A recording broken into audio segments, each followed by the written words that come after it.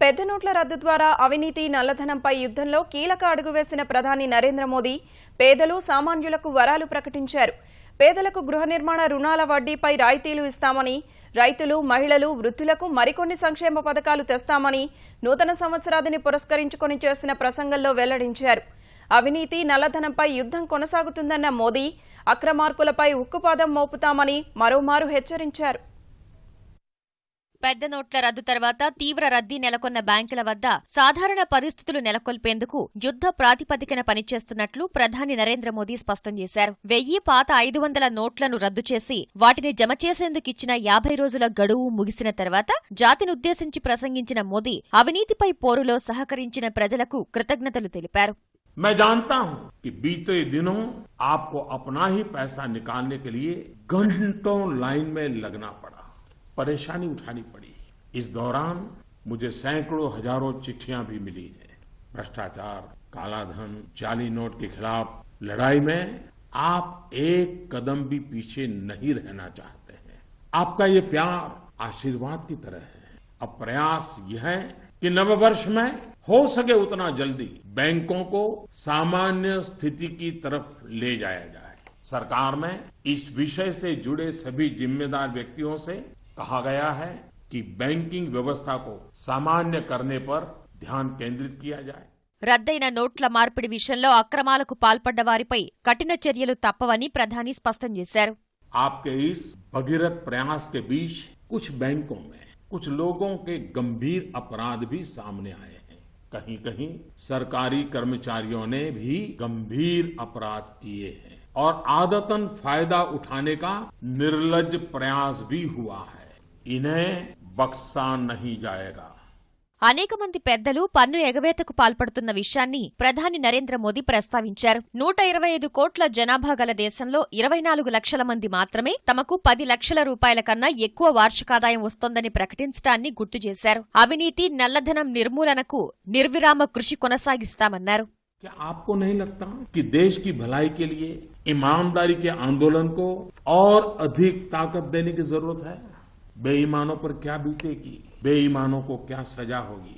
भाइयों और बहनों, कानून कानून का काम करेगा, पूरी कठोरता से करेगा।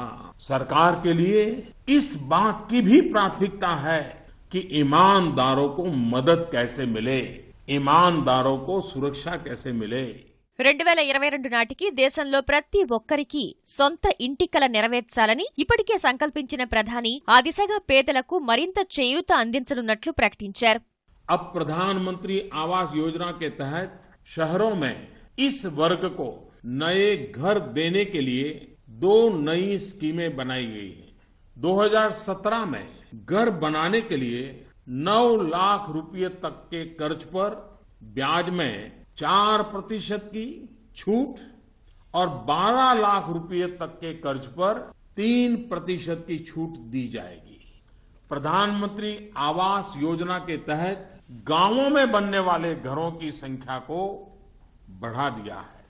यानी जितने घर पहले बनने वाले थे उससे 33% ज्यादा घर बनाए जाएंगे। गांवों के निम्न मध्यम वर्ग और मध्यम वर्ग के लोगों की जरूरतों को ध्यान में रखते हम एक नई योजना शुरू करने जा रहे हैं।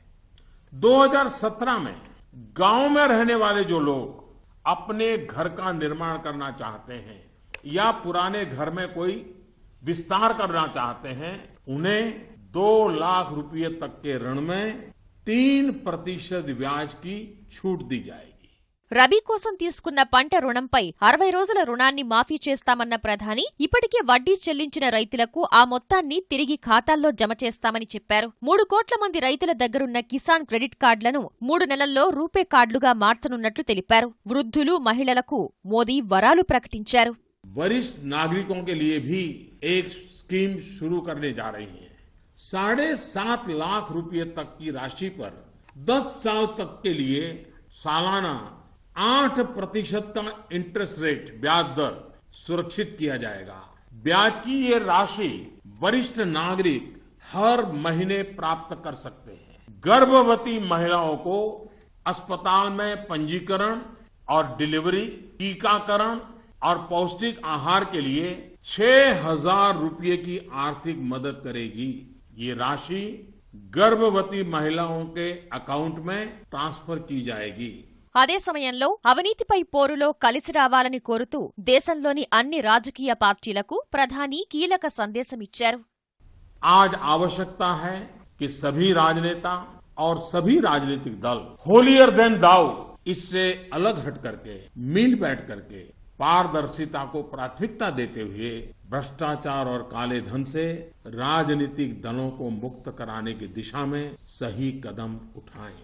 हमारे देश में सामान्य नागरिक से लेकर के राष्ट्रपति जी तक सभी ने लोकसभा विधानसभा का चुनाव साथ साथ कराए जाने के बारे में कभी न कभी कहा है। अब समय आ गया है कि इस पर बहस हो, सार्थक बहस हो और रास्ता खोजा जाए। పేదలు మధ్య తరగతికి మరింత మెరుగైన సేవలందించడంపై దృష్టి పెట్టాలని బ్యాంకులకు ప్రధాని సూచించారు.